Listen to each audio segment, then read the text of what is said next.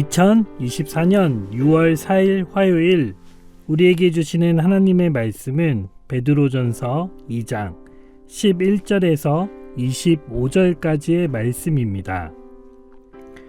사랑하는 자들아, 거류민과 나그네 같은 너희를 권하노니 영혼을 거슬러 싸우는 육체의 정욕을 제어하라.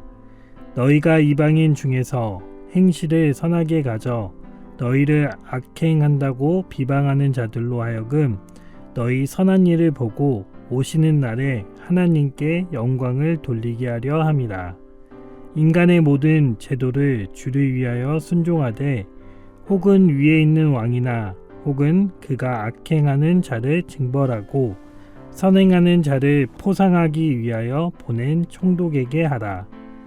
곧 선행으로 어리석은 사람들의 무식한 말을 막으시는 것이라. 너희는 자유가 있으나 그 자유로 악을 가리는 데 쓰지 말고 오직 하나님의 종과 같이 하라. 뭇 사람을 공경하며 형제를 사랑하며 하나님을 두려워하며 왕을 존대하라.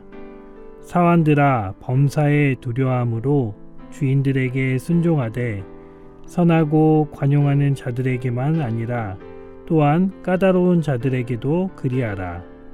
부당하게 고난을 받아도 하나님을 생각함으로 슬픔을 참으면 이는 아름다우나 죄가 있어 매를 맞고 참으면 무슨 칭찬이 있으리요. 그러나 선을 행함으로 고난을 받고 참으면 이는 하나님 앞에 아름다우니라. 이를 위하여 너희가 부르심을 받았으니 그리스도도 너희를 위하여 고난을 받으사 너희에게 본을 끼쳐 그 자취를 따라오게 하려 하셨느니라. 그는 죄를 범하지 아니하시고 그 입에 거짓도 없으시며 욕을 당하시되 맞대어 욕하지 아니하시고 고난을 당하시되 위협하지 아니하시고 오직 공의로 심판하시는 이에게 부탁하시며 친히 나무에 달려 그 몸으로 우리 죄를 담당하셨으니 이는 우리로 죄에 대하여 죽고 의에 대하여 살게 하려 하심이라. 그가 채찍에 맞음으로 너희는 나음을 얻었나니 너희가 전에는 양과 같이 길을 잃었더니 이제는 너희 영혼의 목자와 감독 되신 이에게 돌아왔느니라. 샬롬. 오늘도 주님이 주시는 평안이 우리와 함께 하시기를 주님의 이름으로 축복합니다.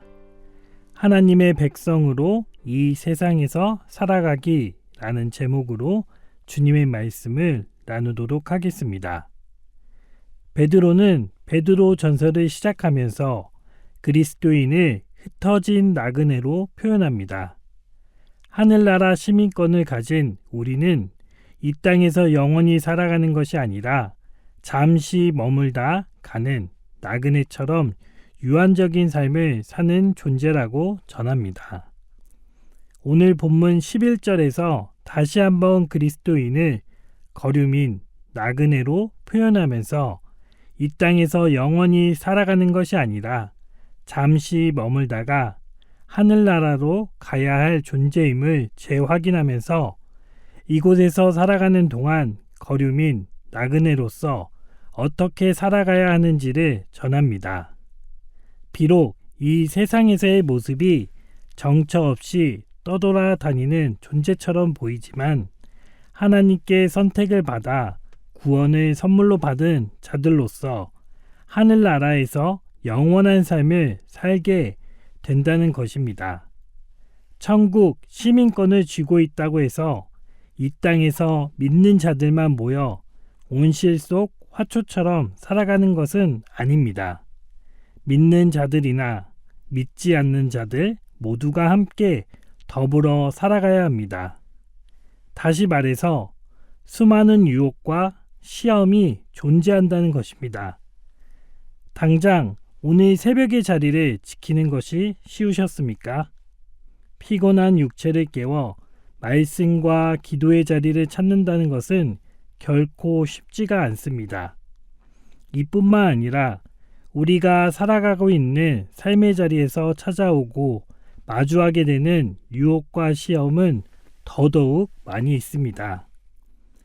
베드로는 천국 시민권을 가진 자들로서 이 땅에서 살아갈 때 육체의 정욕을 제어하는 모습으로 믿지 않는 자들과 다른 모습으로 살아갈 것을 권면합니다. 여기서 말하는 육체의 정욕은 단순하게 성적인 문제만을 말하고 있는 것은 아닙니다. 삶 속에서 마주하는 다양한 유혹과 시험을 모두 포함하고 있습니다. 거류민, 나그네로 살아가지만 천국 시민권을 가진 자들로서 살아가는 것이 결코 쉽지 않다는 것을 베드로는 그 누구보다 잘 알고 있었습니다. 그 또한 불신자가 가득한 이방 땅에서 온갖 모욕과 비방을 당했고 비웃음거리로 전락하기도 했습니다. 우리 또한 베드로와 마찬가지로 코로나 이후 많은 신앙의 어려움을 겪고 있지 않습니까? 교회에 대한 곱지 않은 시선들, 삶의 자리에서 믿음을 지키고 나타내야 하는 것이 결코 쉽지는 않습니다. 계속해서 믿음을 지키는 것이 쉽지 않다고 그리고 어렵다고 말씀드려서 죄송하지만 그럼에도 불구하고 믿음으로 살아내야 하고 또 믿음으로 이겨내야 하는 것이 천국 시민권을 가진 자들의 참된 모습이기 때문입니다. 이 땅에서 이 세상에서만 기쁨이 되고 즐거움이 되는 일이 있다면 무슨 유익이 있겠습니까? 우리의 존재 이유는 오직 하나님께 영광을 올려드리기 위함입니다. 육체의 정욕을 제어하는 것도 이 땅에서 선한 행실로 구별된 삶을 사는 것도 모두 하나님께 영광을 올려드리기 위한 것입니다. 비록 이 땅에서 거류민, 나그네의 모습처럼 살아갈지라도 천국 시민권을 가진 자의 정체성은 절대로 잊어서는 안 됩니다. 마태복음 24장 42절을 보시면 그러므로 깨어있으라 어느 날에 너희 주가 임할는지는 너희가 알지 못함이니라 라고 말씀합니다. 우리는 예수 그리스도의 재림이 언제 도래할지 알 수 없기에 이 땅에서 하나님의 백성으로 하나님 나라를 소망하며 구별된 삶을 살아가기 위해 더욱 힘써 노력해야 합니다. 때로는 비판을 받을 수도 있고 비방과 모욕, 웃음거리가 될 수 있을지라도 그럼에도 불구하고 하나님 앞에서 인정받는 것을 기대하며 살아가야 합니다. 본문 16절을 보시면 너희는 자유가 있으나 그 자유로 악을 가리는 데 쓰지 말고 오직 하나님의 종과 같이 하라. 이 구절에서 자유와 종이라는 단어가 함께 사용이 되고 있는데 자유를 가진 자는 절대로 종이 될 수 없습니다. 반대로 말하면 종은 절대로 자유로울 수가 없습니다. 하지만 하나님은 모든 사람에게 자유를 주셨고 그 안에서 자발적으로 하나님의 뜻에 순종하는 하나님의 종이 되라고 말씀하십니다. 하나님이 주신 자유를 악으로 사용하지 말고 하나님의 말씀에 매여 종된 자로 살아가라는 것입니다. 종이 되었다고 해서 낮은 신분 또는 비천한 자의 모습이 아니라 하나님께 영광 올려드리기 가장 합당한 모습이라고 할 수 있습니다. 믿는 자가 하나님의 종으로 살아갈 수 있다는 것은 그 무엇보다 가장 아름다운 모습이라 말할 수 있겠죠. 하나님을 모실 수 있는 사람은 눈에 보이지 않는 하나님뿐만 아니라 하나님의 형상대로 지음받은 눈에 보이는 모든 사람들도 공경하고 사랑하며 존경할 수 있는 자가 되어야 합니다. 마태복음 22장 37절에서 39절에서는 예수님께서는 하나님을 사랑하는 것처럼 내 이웃을 내 자신과 같이 사랑하라고 말씀합니다. 가장 소중하고 가장 귀한 것을 보내주신 하나님의 모습과 달리 희생과 배려가 없이 이기적인 모습으로 교회에는 많은 힘을 잃어가고 있습니다. 하나님을 향한 마음은 점점 커지고 있지만 그에 반면 이웃을 향한 사랑과 관심은 점점 적어지고 있습니다. 하나님 사랑과 이웃 사랑을 같은 계명으로 말씀하신 것 같이 교회 안에만 머무는 것이 아니라 교회 밖으로도 그 사랑이 퍼져나가야 합니다. 다른 사람을 섬길 뿐만 아니라 우리가 가지고 있는 것을 아낌없이 나누는 이타적인 모습을 보여줬을 때 하나님께 영광을 올려드리는 삶을 사는 종의 모습이라 말할 수 있습니다. 이와 같은 모습을 우리의 참 스승이 되시는 예수님의 모습에서 볼 수 있습니다. 절대로 실천을 할 수 없거나 꾸며낸 이야기가 아니라는 것입니다. 본문 21절에서 25절의 말씀을 보시면 예수님께서 고난을 받으신 것은 그 길을 따라오게 하시려고 하셨다는 것입니다. 예수님의 모습에서 아무런 죄를 찾아볼 수 없지만 친히 십자가에 고난을 받으시면서 구원에 이를 수 있게 하셨고 그 앞에서 피하거나 도망하는 것이 아니라 죽기까지 순종하는 모습을 보여주셨습니다. 악을 악으로 갚지 않으시고 사랑과 긍휼로서 갚으신 그런 분이십니다. 예수님의 모습을 통해 더 이상 무슨 설명이 필요하겠습니까? 빌립보서 2장 8절 사람의 모양으로 나타나사 자기를 낮추시고 죽기까지 복종하셨으니 곧 십자가에 죽으심이라. 우리의 모습 속에서 예수님의 모습이 발견이 되어야 합니다. 그 모습은 19절에서 20절에 자세하게 나와 있는데 부당하게 고난을 받아도 하나님을 생각함으로 슬픔을 참으며 아름다운 모습이 되는 것이고 죄가 있어 벌을 받는 것이 아니라 선을 행함으로 고난을 받고 참으면 하나님 앞에 아름다운 것이라 말씀합니다. 제가 대학교를 다닐 때 가장 친한 친구에게 일어난 일이 있습니다. 이 친구는 아무런 잘못을 하지 않았는데 다른 어떤 사람에게 일방적인 비난을 당해서 관계의 어려움을 겪게 되는 것을 보았습니다. 함께 기도도 하고 말씀을 보면서 그 사람과의 관계를 풀어보고자 했지만 좀처럼 마음이 열리지도 않고 오히려 미움만 더 쌓이게 되었습니다. 그때 멘토와 같았던 형님께서 우리에게 해주신 말씀이 있는데 용서할 수 있는 상황에서 하는 것은 누구나 할 수 있는 일이지만 용서할 수 없는 상황에서 하는 용서는 아무나 할 수 없다 라고 말씀하신 것이 여전히 마음속에 새겨져 있습니다. 예수님이 걸어가신 그 길을 쫓아 살아가는 우리가 가져야 할 마음이지 않나 생각이 듭니다. 누구나 할 수 있고 걸어갈 수 있는 길을 걷는 것은 참 쉽습니다.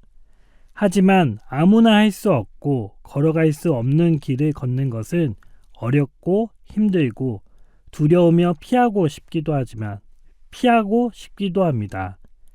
그래서 우리가 그 길을 걸어가야 하고 이와 같은 삶을 살아내야 합니다. 마태복음 7장 13절에서 14절 좁은 문으로 들어가라. 멸망으로 인도하는 문은 크고 그 길이 넓어 그리로 들어가는 자가 많고 생명으로 인도하는 문은 좁고 길이 협착하여 찾는 자가 적음이라. 이 땅을 살아가는 우리는 수많은 유혹과 시험뿐만 아니라 부조리, 부당함 등등 억울하고 가슴을 치고자 할 때가 참 많이 있습니다. 예수님이 보여주신 모습처럼 악을 악으로 갚지 않고 악을 선으로 이기려는 모습이 우리의 삶 속에서 드러나게 되기를 소망합니다. 분명 어렵고 힘들고 좁은 길과 같겠지만 예수님이 걸어가신 그 길을 담대하고 거침없이 따라가는 저와 여러분이 되시기를 주님의 이름으로 축복합니다. 함께 기도하겠습니다. 하나님, 천국 시민권을 가지고 살아가지만 이 땅에서의 삶은 억울하고 견디기 힘든 고난이 있을 때가 참 많이 있습니다. 우리의 힘과 능력으로는 이 모든 것들을 이겨낼 수 없지만 예수님이 걸어가신 그 길을 쫓아 참고 인내하는 자들이 되게 하여 주옵소서. 어떤 상황과 환경을 마주하게 되더라도 악을 악으로 갚는 것이 아니라 선으로 갚고 베풀 수 있도록 도와주시고 용기 허락하여 주시옵소서. 그리하여 오직 하나님 한 분께만 영광 올려드리는 자들이 되기를 간절히 소망하오며 모든 간구 예수 그리스도의 이름으로 기도드립니다. 아멘.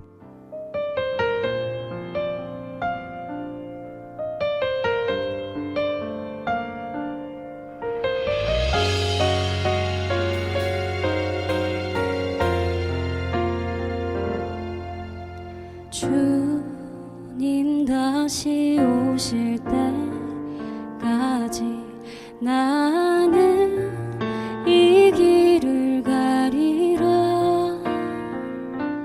좁은 문 좁은 길 나의 십자가 지고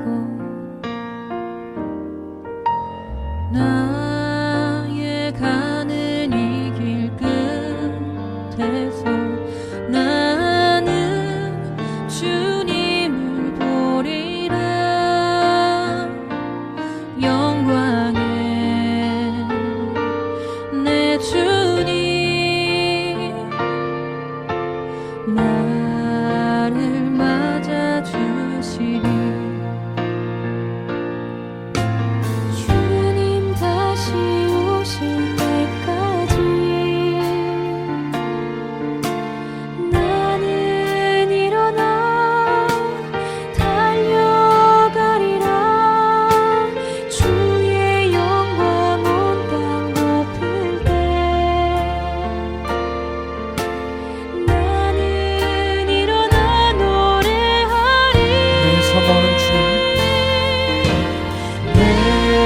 사모하는 주님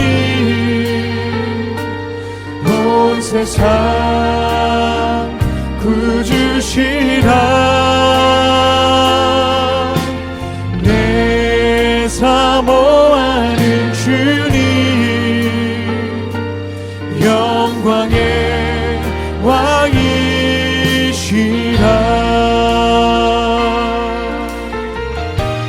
나의 가는 이 길 끝에서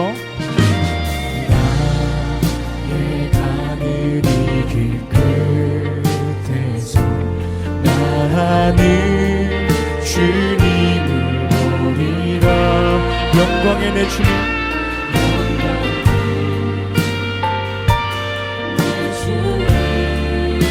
나를 맞아주시리.